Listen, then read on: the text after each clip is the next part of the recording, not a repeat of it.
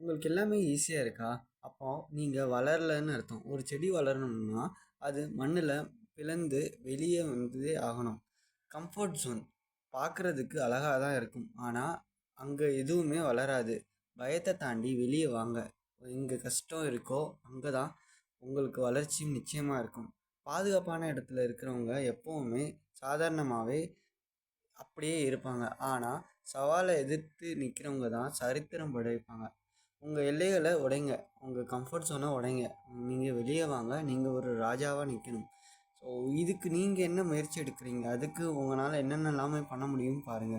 So, comfort zone நல்லா தான் இருக்குது அப்படின்னே நீங்க போகும்போது, உங்களோட காலங்கள் போயிடும். அப்புறமா நீங்க நினைக்கிற டார்கெட் எதையுமே அச்சீவ் பண்ண உங்க உடம்பும், உங்க மனசுமே ஒத்துழைக்காது. ஏன்னா, நமக்கு வயசாயிடுச்சு. நம்ம இதுலேருந்து இன்னும் எப்படி வெளிய வர்றது?